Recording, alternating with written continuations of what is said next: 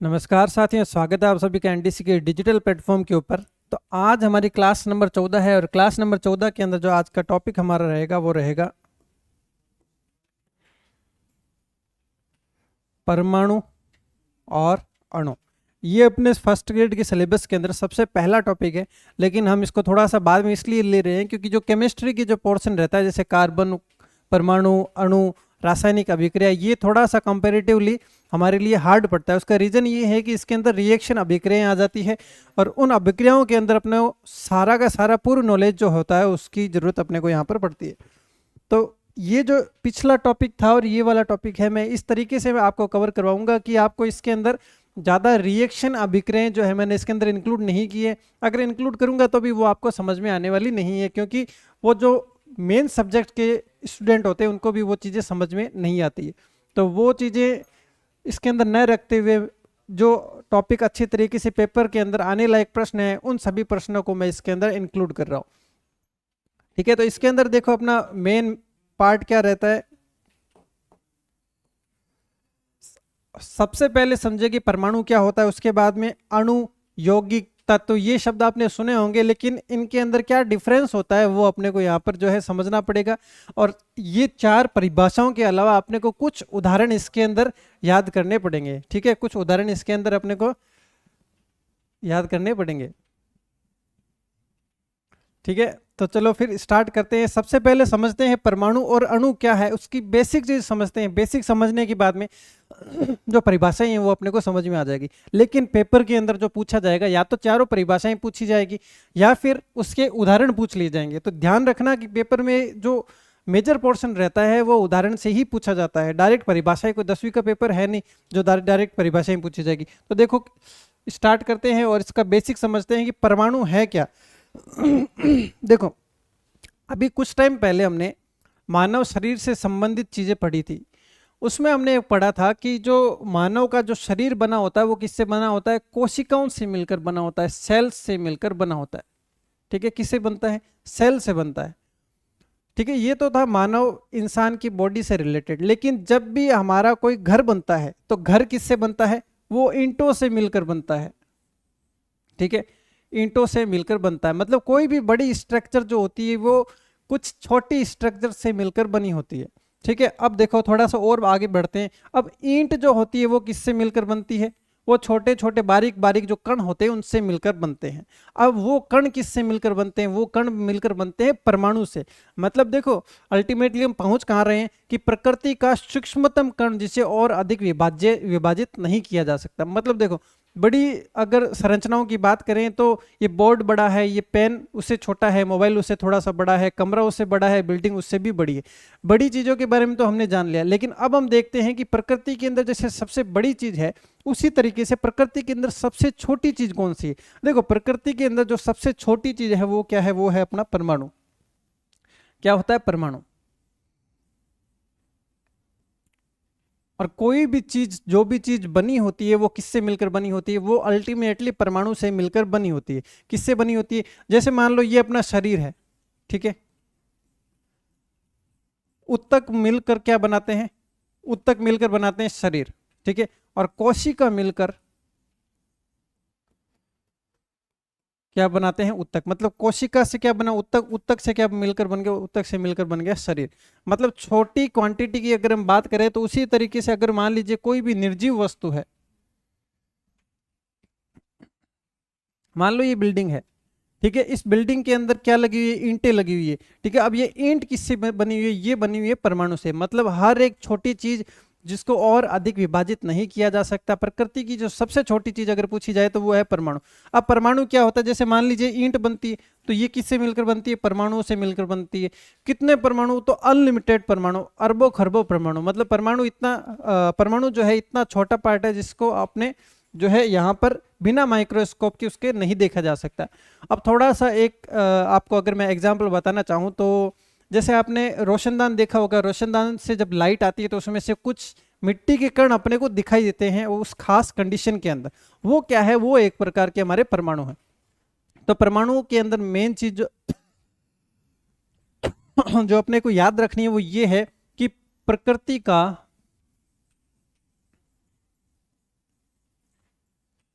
का अविभाज्य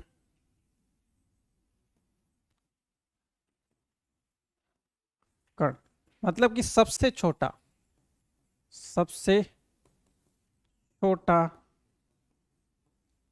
particle. Particle मतलब क्या हो गया, कण। ठीक है, तो अब इसके ऊपर क्या है, बहुत सारे सिद्धांत दिए, अलग अलग वैज्ञानिक आए, इसके ऊपर भी उन्होंने अपनी पॉलिटिक्स स्टार्ट कर दी कि इसका सिद्धांत मैं दूंगा, इसका सिद्धांत मैं दूंगा। तो अलग अलग उन्होंने सिद्धांत दिए। तो थोड़ा सा आगे बढ़ते हैं और एक बार परिभाषा हम देख लेते हैं कि साइंस के भाषा में इसकी क्या परिभाषा होती है। देखो, एक होता है परमाणु और एक होता है अणु। अब अणु अपने बाद में देखेंगे कि अणु क्या होता है, सबसे पहले हम देखते हैं परमाणु। देखो, प्रकृति का अविभाज्य कण। अविभाज्य क्यों बोला गया है? देखो, बड़ा कण होता है उसको विभाजित किया जा सकता है, लेकिन वो सबसे छोटा वाला है, इससे छोटा कुछ होता ही नहीं, मतलब उसको विभाजित नहीं किया जा सकता। तो प्रकृति का अविभाज्य कण जिसे और छोटा नहीं किया जा सकता, अर्थात प्रकृति का सूक्ष्मतम कण क्या कहलाता है? परमाणु कहलाता है। ये परमाणु की परिभाषा हो गई। अब देखो, परिभाषा उसी कंडीशन के अंदर आ सकती है जब आपको स्टेटमेंट पूछ ले, जैसे मान लो निम्न में से कौन सा सत्य नहीं है, निम्न में से कौन सा सत्य नहीं है, इस तरीके से अपने स्टेटमेंट आ जाएगा। और एक स्टेटमेंट दे देंगे कि प्रकृति का विभाज्य कण परमाणु है। तो अब बताओ ये सही है या गलत है? ये है अपना बिल्कुल गलत, क्योंकि अविभाज्य कण होता है, विभाज्य कण नहीं होता। ठीक है, ठीक है। उसके बाद में देखो, परमाणु सिद्धांत देने वाले कौन है, ये चीज अपने को याद करनी पड़ेगी। परमाणु सिद्धांत किसने दिया?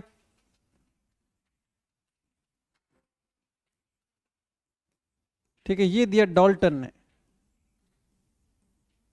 ठीक है, अब देखो थोड़ा सा अगर नाम के साथ में अगर हिंट सेट करना चाहो कि पेपर में देखते ही दिमाग में आ जाए, तो देखो, परमाणु क्या होता है? बहुत ही ज्यादा छोटा, मतलब 1 ग्राम का भी बहुत ही ज्यादा छोटा हिस्सा, मतलब बहुत ही ज्यादा कम। अब देखो डाल्टन, टन के अंदर देखो क्या शब्द आ रहा है देखो, टन।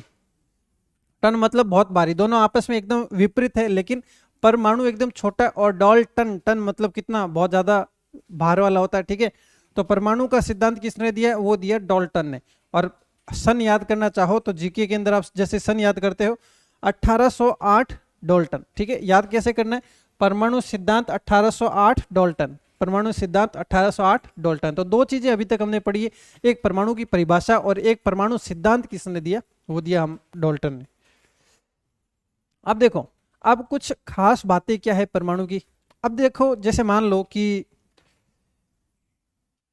समझ लो कि कोई आम है। ठीक है, आम है, तो वो भी किससे मिलकर बना होगा? वो भी परमाणुओं से मिलकर बना होगा। और कितने परमाणु होंगे? तो अनंत परमाणु इसके अंदर होंगे, अनंत परमाणु इसके अंदर होंगे। तो पूरे आम के अंदर जब हम इसको खाते हैं तो पूरे आम के अंदर आम का ही उसके अंदर क्या आता है? टेस्ट आता है, या कहीं कहीं पर अलग अलग टेस्ट आता है? अलग नहीं आता। इसका मतलब सभी के सभी परमाणु एक ही प्रकृति के हैं।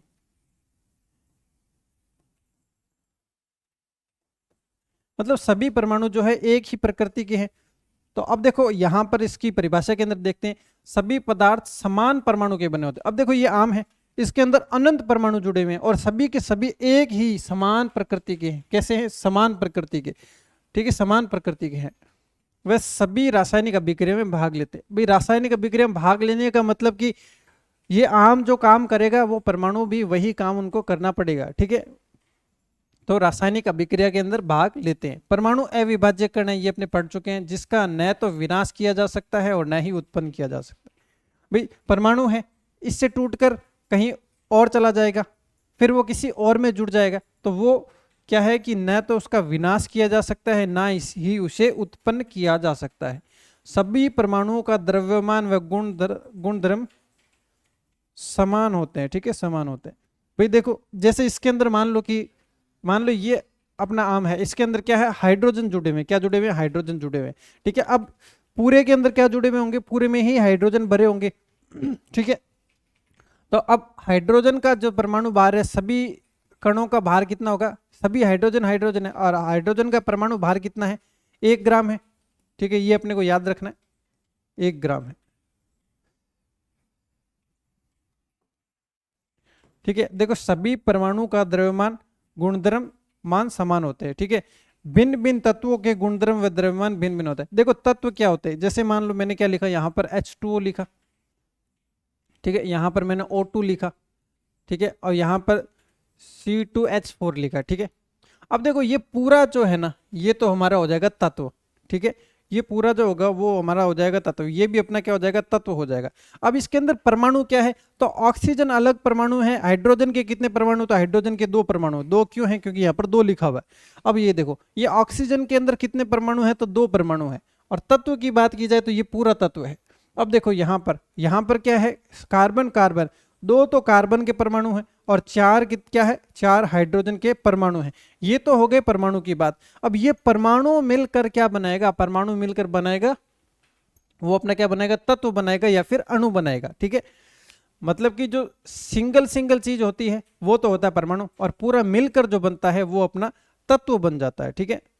अब देखो, अब इस तत्व का अलग गुणधर्म होगा कि ये क्या है, ये पानी है, प्यास बुझाने का काम करता है, इसका अलग गुणधर्म है।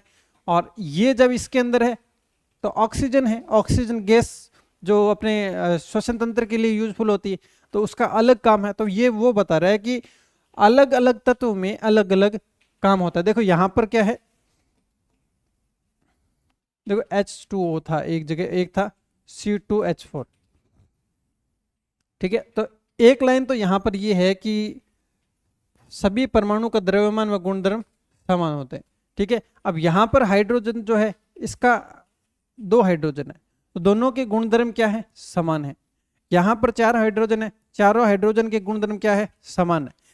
लेकिन जो ऑक्सीजन के साथ में मिलकर ये जो रिएक्शन दिखाएगा, तो वो सेम जो है कार्बन के साथ में नहीं दिखाएगा। मतलब कि जो हाइड्रोजन है वो क्या रिएक्शन देगा, वो इस पर भी डिपेंड करता है कि उसके साथ में कौन है। भाई जैसे मान लीजिए अपने किसी पांच जनों की मित्र मंडली है, ठीक है, ये 5 जनों की है, ठीक है। अब मान लीजिए इन 2 के साथ में अच्छी बनती है तो इनके साथ में अपना अलग रिएक्शन होगा, इसके साथ में थोड़ी कम बनती है तो इसके साथ में थोड़ी अलग रिएक्शन होगी, इसके साथ में बिल्कुल नहीं बनती तो इसके सामने तो अपने को देखना भी पसंद नहीं होगा। इसका मतलब क्या हुआ कि दोनों साथ में कौन है, परमाणु के साथ में कौन है, रिएक्शन उसके ऊपर डिपेंड करेगी, ठीक है।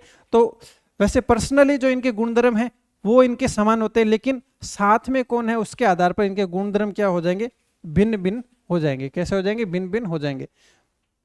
उसके बाद में देखो, किसी भी यौगिक मिश्रण में परमाणुओं की संख्या निश्चित होती है, ठीक है। अब देखो जैसे H2O था, निश्चित है भाई, मैं अगर पानी बोलूंगा तो निश्चित परमाणुओं की संख्या निश्चित है कि 2 हाइड्रोजन को आना है और 1 ऑक्सीजन को आना है, ठीक है।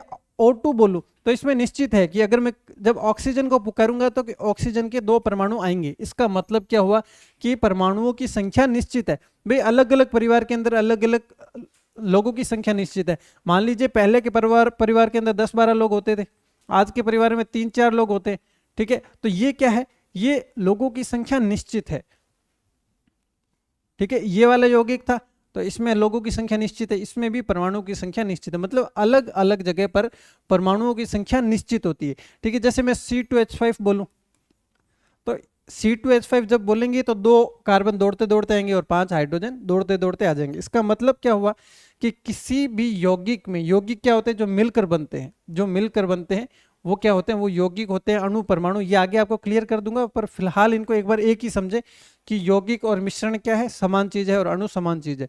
मतलब अलग अलग अगर देखें तो वो है परमाणु, और मिक्स होने के बाद में यौगिक, मिश्रण और अणु उनको कहा जाता है। इनकी संख्या क्या होती है, निश्चित होती है। अब देखो, अब बात आती है कि परमाणु कितना बड़ा होता है। परमाणु की साइज की बात करें अगर, तो देखो 10 की पावर -15, ठीक है, ये तो है परमाणु का साइज।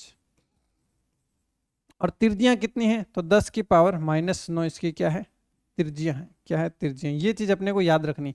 देखो 10 की पावर -15, ये क्या है, 10 की पावर -15 मीटर, या फिर इसको 1 फर्मी भी बोल सकते हैं, 1 फर्मी। ये अपने को थोड़ा सा याद करना पड़ेगा। रीजन बिहाइंड दिस कि साइंस की जो लैंग्वेज है वो थोड़ी सी अलग है। अपने नॉर्मल भाषा में 10 की पावर -15 मीटर बोलते हैं, साइंस के अंदर वो पूछेगा 1 फर्मी। 1 फर्मी क्या है, ये है परमाणु का साइज। 1 फर्मी का मतलब 10 की पावर -15, ठीक है। तो 10 की पावर -1। अब देखो ये क्या है, ये फर्मी, मतलब कोई कोई आपने देखा होगा कि फार्म हाउस होते हैं, अलग अलग फार्म हाउस होते हैं, या फिर फर्म्स खोली जाती है। फर्म्स का मतलब होती है कंपनी खोली जाती है। तो कंपनी के अंदर मिनिमम लोग कितने होते हैं, 15 लोग काम करते हैं। ठीक है, एक फर्म के अंदर कितने लोग मिनिमम काम करते हैं, जब उसको जो है फर्म की मान्यता प्राप्त होती है तो उसके अंदर 15 लोग कार्य करते हैं, मतलब 15 कर्मचारी उसके अंदर होने जरूरी है। अब देखो परमाणु का साइज एक फर्मी, और एक फर्मी का मतलब 15, मतलब 10 की पावर -15। तो इस तरीके से अपने को याद रखना है कि परमाणु का साइज कितना है, 10 की पावर -15। अब देखो त्रिज्या कितनी है, तो 10 की पावर -9 क्या है, मीटर है। ठीक है, मीटर है। ठीक है, या फिर हम इसको क्या बोल सकते हैं, नैनोमीटर भी इसको हम बोल सकते हैं, या फिर 1 नैनोमीटर भी बोल सकते हैं। देखो एक बार फिर से इसको देखो पूरे को, परमाणु का साइज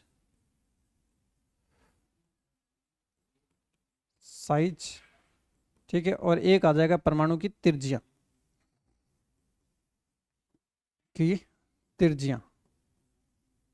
ठीक है।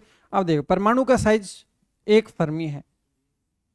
ठीक है, और एक फर्मी का मतलब क्या होता है, एक फर्म के अंदर 15 लोग काम करते हैं, तो 10 की पावर -15। आगे क्या आ जाएगा, मीटर, क्योंकि सब चीजें किस में नापी जाती है, वो मीटर के अंदर नापी जाती है। उसके बाद में देखो परमाणु की त्रिज्या है 1 नैनोमीटर, 1 नैनोमीटर। ठीक है, अब नैनोमीटर का मतलब क्या है, देखो नौ से 9 मतलब 10 की पावर -9 मीटर। इस तरीके से इसको याद करना है। देखो एक फर्मी का मतलब हो गया 10 की पावर -15, एक नैनोमीटर का मतलब हो गया 10 की पावर -9, आगे क्या है मीटर है। ठीक है, और एक एंगस्ट्रॉम का मतलब हो गया 10 की पावर -10 मीटर। ये तीन चीजें याद कर लो, पेपर के अंदर डायरेक्ट पूछ ली जाती है, पेपर में ये चीजें डायरेक्ट आ जाती है कि एक नैनोमीटर कितना है, 9 से 9 मतलब 10 की पावर -9। एक फर्मी का मतलब क्या है, तो फर्मी मतलब फर्म के अंदर 15 लोग करते हैं, लेकिन पावर में हमेशा क्या रहेगा, अपने माइनस की पावर ही रहेगी। ठीक है, तो उसके बाद में एक एंगस्ट्रॉम का मतलब क्या है, ये क्या है, नैनोमीटर से एक कदम आगे चलता है, ये नैनो से एक कदम जो है आगे चलता है, 10 की पावर -10। लेकिन सबके अंदर पावर में क्या रहेगा, नेगेटिव साइन रहेगा, पावर में नेगेटिव साइन रहेगा। अब ये थोड़ी सी चीजें अपने को यहाँ पर याद करनी पड़ेगी। देखो परमाणु क्या है, परमाणु की बात कर रहे थे, परमाणु सबसे छोटा कण है। अब देखो परमाणु के एग्जाम्पल यहाँ पर दिए गए, हाइड्रोजन क्या है, परमाणु है। हीलियम क्या है, परमाणु है। लिथियम क्या है, परमाणु है। बेरिलियम क्या है, परमाणु है। बोरोन क्या है, परमाणु है। कार्बन तो आपने सुना ही है, कार्बन आपने सुना था ना कि कार्बन होता है जिसकी संयोजकता 4 होती है, जो कितने नंबर पे आता है, 6 नंबर पे आता है। साथ ही साथ में एक चीज और मैंने बताई थी कि जितने परमाणु क्रमांक है उससे डबल उसका परमाणु भार होता है, तो मैंने 12 बताया था, यहाँ पर देखो ये 12 है। ठीक है, मतलब कैसे आ रहा है, जितने नंबर पर आते हैं परमाणु क्रमांक जितना होता है, जस्ट उससे डबल जो होता है 90% केस के अंदर, जस्ट उससे डबल उसका परमाणु भार होता है। देखो परमाणु क्रमांक से डबल परमाणु भार, लेकिन होता कब है, 90% केस के अंदर। अब पेपर में अपने से वो पूछा जाएगा जो इस 90% केस के अंदर नहीं होता। ठीक है, वो मैं आपको डायरेक्ट याद करवा देता हूं। देखो सबसे पहला देखो हाइड्रोजन कितने नंबर पे आता है, हाइड्रोजन 1 नंबर पे आता है, लेकिन इसका परमाणु भार जो है इसका डबल नहीं है। ठीक है, मतलब कितना है, 1.003, ये है परमाणु भार, ये अपने को याद करना पड़ेगा। ठीक है, उसके बाद में देखो सोडियम कितने नंबर पे आता है, सोडियम आता है 11 नंबर पे। जो याद करने हैं वो मैं यहाँ पर लिखता हूँ। देखो ये है परमाणु क्रमांक, ये याद करने पड़ेंगे। ठीक है, हाइड्रोजन को किससे दर्शाते हैं, तो H से दर्शाते हैं, और परमाणु भार क्या है, 1.003। ठीक है, उसके बाद में देखो, उसके बाद में यहाँ पर है एक कार्बन, याद कर लो, कार्बन है 6 नंबर पे। कार्बन इसके अंदर कोई अपवाद नहीं है, सीधा सीधा C से दर्शाते हैं, और यहाँ पर 12, ये तो आपको याद भी होगा क्योंकि पहले हम पढ़ चुके हैं। उसके बाद में देखो एक देखो सोडियम आता है 11 नंबर पे, सोडियम। ठीक है, इसको दर्शाते हैं Na। ठीक है, अब देखो ये 11 नंबर पे है तो 22 होना चाहिए, लेकिन इसका कितना है, 23 है। उसके बाद में एक और याद कर लो, वो है अपना क्लोरीन, क्लोरीन आता है 17 नंबर पे, क्लोरीन Cl, ठीक है। और 17 दूनी 34 होना चाहिए, लेकिन ये है 35.5। तो ये दो जो है ये तो आपको बिल्कुल याद रखने हैं, ये भी आपको बिल्कुल याद रखना है, ठीक है। ये तीन अपने को कंफर्म याद रखने पड़ेंगे, ठीक है। अब देखो, अब ये जो लिखे हुए नहीं, ये परमाणु क्रमांक नहीं है, ये तो अपनी क्रम संख्या है, ठीक है। 1 2 3 4 ऐसे करके क्रम संख्या है, ठीक है। परमाणु क्रमांक हाइड्रोजन का 1, कार्बन का 6, सोडियम का 11 और क्लोरीन का 17, ये अपने को याद रखना पड़ेगा। अब उसके बाद देखो, अब ये बताया गया है कि इसके जो परमाणु के जो प्रतीक चिन्ह है वो कहां से लिए गए। देखो सोडियम है, सोडियम का नाम नेट्रियम से लिया गया है। किससे, ये अपने को थोड़ा सा याद करना पड़ेगा, क्योंकि एनसीईआरटी की बुक के अंदर ये अलग से एकदम, ये 3 4 जो अक्षर हैं इनके अलग से दिया गया है कि ये कहां से इनके नाम लिए गए। देखो सोडियम को Na से दर्शाया जाता है, देखो सोडियम को, सोडियम Na से दर्शाया जाता है। और क्या पढ़ा हमने कि इसका परमाणु क्रमांक 11 होता है, ठीक है। और क्या पढ़ा, ये परमाणु भार 11 दूनी 22 होना चाहिए, लेकिन इसके अंदर कितना है, 23 है, ठीक है। अब देखो अगली शब्द क्या है, सोडियम का जो Na है वो कहां से लिए गए, नेट्रियम से लिए गए, नेट्रियम, ठीक है। यूं याद कर लो कि जैसे सोडियम मतलब सोने से संबंधित है, Na मतलब, देखो नेट्रियम मतलब नाइट से संबंधित हो गया ना, सोने से संबंधित, Na नाइट से संबंधित। कितने बजे सोते हैं, तो 11 बजे सोते हैं, ठीक है। कितने बजे, 11 बजे। और इस 23 का मतलब क्या है, ये सुबह की 11 हो गई भाई, एक रात की 11 और एक सुबह की 11। अगर 24 हो जाता है इसका मतलब 12 बज जाते, 23 का मतलब क्या है, 11। तो याद करने का बहुत अच्छा तरीका है, सोडियम मतलब सोने से संबंधित है, सोते कब है, नाइट में, तो Na आ गया, ठीक है। कितने बजे सोते, 11 बजे सोते, तो 11 आ गया, ठीक है। और सुबह कितने बजे उठते, सुबह के 11 बजे उठते हैं, इसका मतलब वो 23 बजे, ये 23 आ गया। तो ये तो आपको अच्छी तरीके से याद हो चुका होगा। उसके बाद में देखो लोहा, लोहा Fe का नाम फेरम से लिया गया, ये याद करना पड़ेगा। Fe का नाम कहां से लिया गया, फेरम से लिया गया। पोटेशियम K से दर्शाया जाता है, ये कहां से लिया गया, केलियम से लिया गया। ये तीन अपने को यहाँ पर याद करने पड़ेंगे, एक आपको याद हो गया होगा। सेकंड लोहा, लोहे को Fe, अब लोहा है तो Fe से क्यों, क्योंकि इसका जो रासायनिक नाम होता है वो फेरस होता है। पोटेशियम, अब पोटेशियम का P से होना चाहिए, लेकिन K से क्यों दर्शाया, क्योंकि इसका रासायनिक नाम केलियम होता है, ठीक है। ये तीन जो चीजें हैं ये अपने को याद रखनी पड़ेगी, ठीक है। अब सरल सी चीज आने वाली है आगे। देखो एक सिद्धांत था प्लम पुडिंग का सिद्धांत, या फिर इसको तरबूज का सिद्धांत भी बोलते हैं, तरबूज का सिद्धांत भी इसको बोला जाता है, ठीक है। अब देखो प्लम पुडिंग का सिद्धांत क्या है, जे थॉमसन है। जे थॉमसन आपने नाम सुना होगा कि इलेक्ट्रॉन की खोज किसने की, इलेक्ट्रॉन की खोज किसने की, जे थॉमसन, जे थॉमसन। अब देखो इसको, मुझे भी ये याद नहीं होता था कि इलेक्ट्रॉन का संबंध जे थॉमसन के साथ में जोड़ना है, तो मुझे याद नहीं होता था। फिर मैंने एक आइडिया निकाला, भाई इलेक्ट्रॉन को कैसे दर्शाते हैं, E- से, ठीक है। तो अगर मैं 2 E लिखूं तो ये 2 इस तरीके से हो जाएंगे, और 2 किस में आ रहे, देखो J और J, मतलब एक एक अक्षर का है, ये भी एक एक अक्षर का है। और यहाँ पर भी लगातार 2 एक जैसे शब्द आ रहे हैं, यहाँ पर भी 2 लगातार एक जैसे शब्द आ रहे हैं। तो इलेक्ट्रॉन से जैसे ही आता है तो मुझे याद आता है जे थॉमसन, ठीक है। तो देखो इलेक्ट्रॉन की खोज जे थॉमसन ने, प्लम पुडिंग का सिद्धांत जे थॉमसन ने, और तरबूज का सिद्धांत जे थॉमसन ने। अब ये प्लम पुडिंग का सिद्धांत क्या था कि जो तरबूज होता है, तरबूज के अंदर जो ब्लैक ब्लैक जो बीज होते हैं वो इलेक्ट्रॉन होते हैं, बाकी जो रेड पार्ट होता है उसको वो पदार्थ मानते हैं, मतलब कि जैसे ये पूरा पदार्थ है, ठीक है। अब इसके अंदर जो रेड पार्ट होता है वो तो ये हो गया, और उसके अंदर जो बीज होते हैं उसको क्या माना गया, उसको इलेक्ट्रॉन माना गया। ये तो अपने इंडियंस ने इसको तरबूज का सिद्धांत दे दिया, देसी भाषा में कन्वर्ट कर दिया। अब वो अंग्रेज थे, अंग्रेजों की दुनिया के अंदर एक प्लम पुडिंग जो होता है एक केक की तरह होता है। उस केक के अंदर क्या होता है, जैसे आपने देखा होगा, अब तो अपने यहाँ पर भी केक होने लग गई। देखो ऐसे केक हुआ करता था, ठीक है। अब उसके ऊपर क्या, वो कुछ चीजें जनरली हम देखते हैं कि इस तरीके से लगाई हुई होती है, ठीक है। तो इन जो चीजों को, जो रेड है उनको उन्होंने इलेक्ट्रॉन माना, बाकी को परमाणु का पार्ट माना। इसका मतलब प्लम पुडिंग का सिद्धांत याद करने की जरूरत नहीं है, बस याद क्या करना है, किसने दिया, तो जे थॉमसन ने प्लम पुडिंग का सिद्धांत दिया। इलेक्ट्रॉन की खोज किसने की? जे थॉमसन ने की। अब देखो आगे आ गया, इलेक्ट्रॉन की खोज किसने की? तो जे थॉमसन। याद कैसे करना है? इलेक्ट्रॉन इलेक्ट्रॉन जे थॉमसन ने। परमाणु का सिद्धांत भी आ चुका है, डाल्टन ने खोज की थी।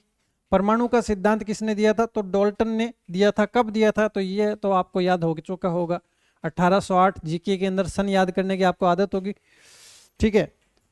अब देखो,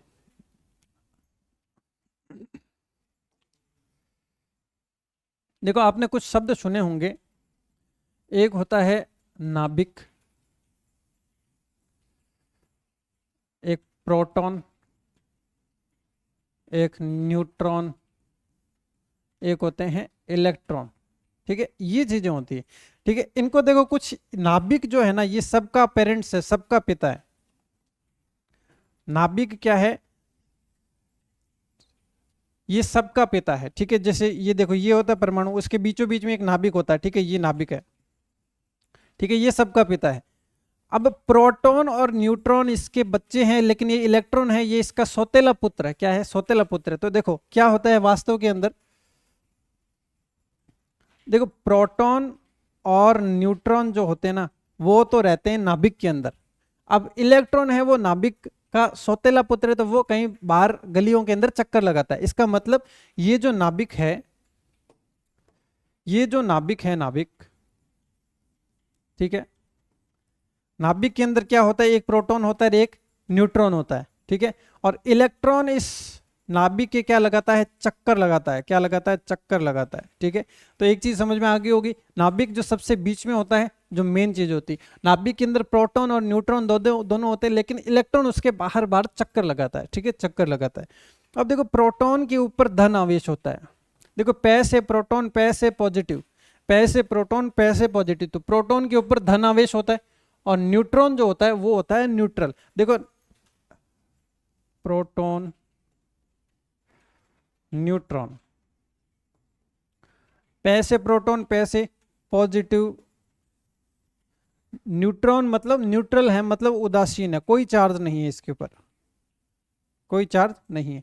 अब इलेक्ट्रॉन सौतेला जरूर था, पर इसने अच्छी मेहनत की, उसके कारण से इसको कोई ना कोई चार्ज मिल गया, ठीक है।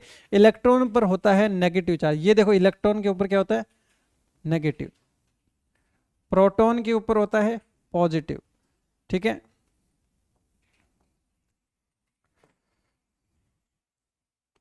उसके बाद में देखो, न्यूट्रॉन क्या होता है? ये होता है न्यूट्रल, मतलब कि उदासीन, ठीक है। अब मान कितना होता है, ये पेपर में पूछा जाएगा। पेपर में क्या पूछा जाएगा कि मान इनका कितना होता है। देखो, मान सभी का 1.6 इंटू 10 की पावर -19, 1.6 इंटू 10 की पावर -19, ठीक है। अब देखो, 1.6 इंटू 10 की पावर -19, इलेक्ट्रॉन नेगेटिव चार्ज है, तो ये माइनस का 1.6 इंटू 10 की पावर -19, ठीक है। प्रोटॉन प्लस में है, इसलिए प्लस का 1.6 इंटू 10 की पावर -19। और एक बार प्रश्न भी आया हुआ है, शायद प्रोटॉन का आया हुआ है। प्रोटॉन का एक बार प्रश्न आया था कि इसके ऊपर कितना चार्ज होता है, ठीक है।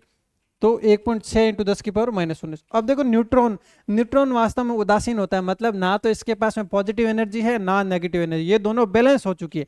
तो ये इसके मन के ऊपर डिपेंड करेगा, ये 1.6 इंटू 10 की पावर -19 या फिर 1.6 इंटू 10 की पावर -19, ये एक नेगेटिव और एक पॉजिटिव, इन दोनों में से कोई एक चार्ज जो है इसके ऊपर यहाँ पर होगा, ठीक है। तो सारी की सारी चीज एक बार फिर से देख लो। प्लम पुडिंग सिद्धांत किसने दिया? जे थॉमसन ने दिया। इलेक्ट्रॉन की खोज किसने की? जे थॉमसन ने की। इलेक्ट्रॉन पर चार्ज कैसा होता है? तो नेगेटिव चार्ज होता है।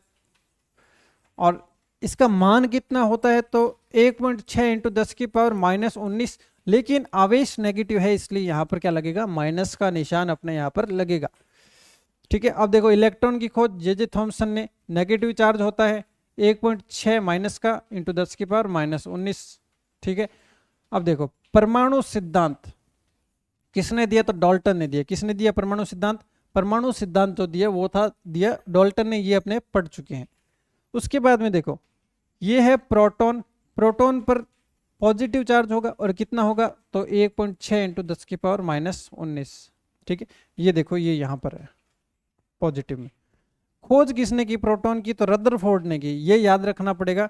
प्रोटॉन की खोज किसने की? तो रदरफोर्ड ने की थी। अब अगर आप कहो तो मैं आपको बता देता हूँ कि इसकी खोज कैसे की, उसके बाद में शायद आपको याद हो जाएगा कि प्रोटॉन की खोज किसने की? रदरफोर्ड ने की। रदरफोर्ड ने क्या किया कि एक इस तरीके से एक पन्नी ली और बीच में तो अपना नाभिक फिक्स है, बीच में अपना नाभिक फिक्स है। फिर उसने क्या किया कि इस साइड से एक जो है रे ट्यूब ली, मतलब कि जैसे मान लीजिए कि लाइट की कोई किरण निकली, ठीक है, तो किरणें इनके ऊपर पड़ना स्टार्ट हुई, ठीक है, पड़ना स्टार्ट हुई, इस तरीके से पड़ना स्टार्ट हुई, ठीक है। तो यहां से यहां पर जो पड़ी थी वो सीधी निकल गई, यहां पर भी वो सीधी निकल गई, लेकिन यहां पर जब गई तो वापस टकरा कर वो वापस निकल गई। इसका मतलब बीचों बीच कोई ना कोई ऐसी चीज है जिससे जो जो किरण है वो टकराकर वापस आ रही है। तो ये क्या था? ये नाभिक था। अब अगर मैं आपसे पूछूं कि नाभिक की खोज किसने की? तो रदरफोर्ड ने की। अब नाभिक के अंदर ही अपना क्या होता है? प्रोटॉन होता है। तो प्रोटॉन की खोज किसने की? वो भी रदरफोर्ड ने की। प्रोटॉन की खोज किसने की? वो रदरफोर्ड ने की। और आवेश कितना पॉजिटिव चार्ज होता है? 1.6 इंटू 10 की पावर -19। अब देखो न्यूट्रॉन की खोज किसने की? न्यूट्रॉन की खोज की चैडविक ने। किसने की? चैडविक ने की। ये अपने को याद रखना पड़ेगा, न्यूट्रॉन की खोज चैडविक ने की। अब चार्ज कितना हो सकता है? देखो -1.6 इंटू 10 की पावर -19 भी हो सकता है और प्लस का 1.6 इंटू 10 की पावर -19 दोनों हो सकता है। अब देखो नेक्स्ट है अपना अणु, ठीक है। अब अणु क्या होता है उसके बारे में थोड़ा सा अपने यहाँ पर जान लेते हैं।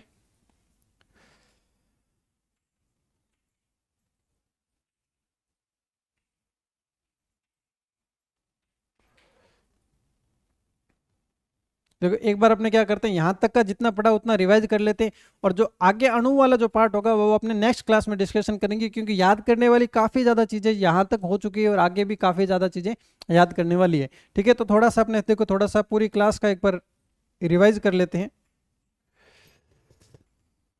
देखो यहाँ पर हमने स्टार्ट किया था अणु और परमाणु का, ठीक है। तो सबसे छोटा सूक्ष्मतम कण जो होता है वो अपना परमाणु होता है, ठीक है।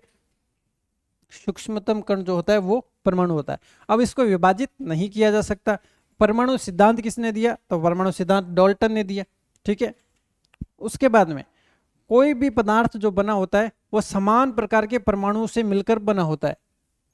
ये देखो यहाँ पर सभी पदार्थ समान परमाणु से मिलकर बने होते हैं और सभी रासायनिक अभिक्रिया में भाग लेते हैं। और ये क्या होते हैं? अविभाज्य, मतलब इनको बांटा नहीं जा सकता, इनको तोड़ा नहीं जा सकता, ठीक है।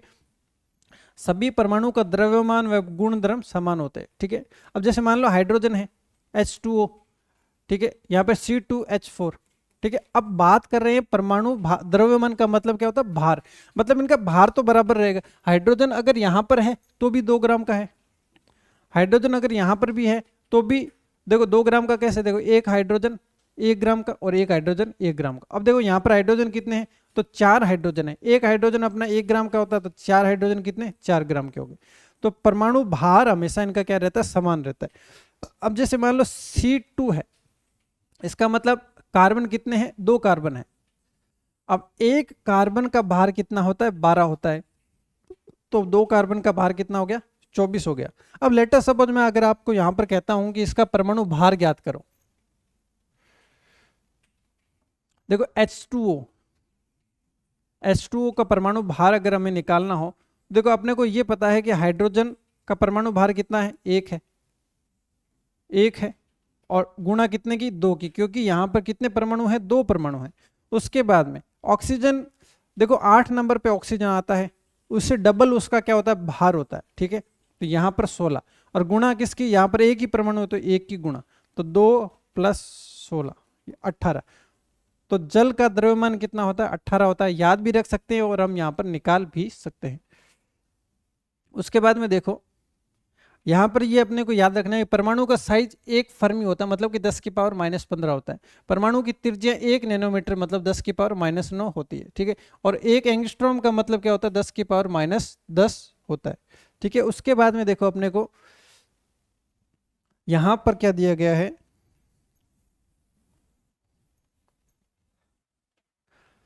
देखो कार्बन कितने नंबर पे आता है? कार्बन आता है ये 1 2 3 4 5 6 7 8, ये आता है 17 नंबर पे, ये आता है 30 नंबर पे और ये आता है 11 नंबर पे। अगर हम याद करते हैं तो हम ज़्यादा अच्छा रहेगा, लेकिन नहीं तो ये तो हमें फिक्स याद करने पड़ेंगे। एक ये वाला, और क्लोरीन 17 नंबर पे आता है, ठीक है। और एक अपना है सोडियम जो है 11 नंबर पे आता है। परमाणु भार कितना है, ये है 23।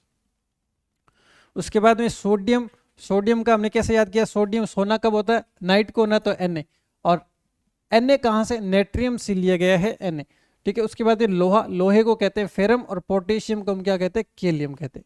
उसके बाद में प्लम पुडिंग का सिद्धांत जे थॉमसन ने दिया, इलेक्ट्रॉन का सिद्धांत बी थॉमसन ने दिया, और परमाणु सिद्धांत डाल्टन ने, न्यूट्रॉन की खोज किसने की, वो की थी चैडविक ने,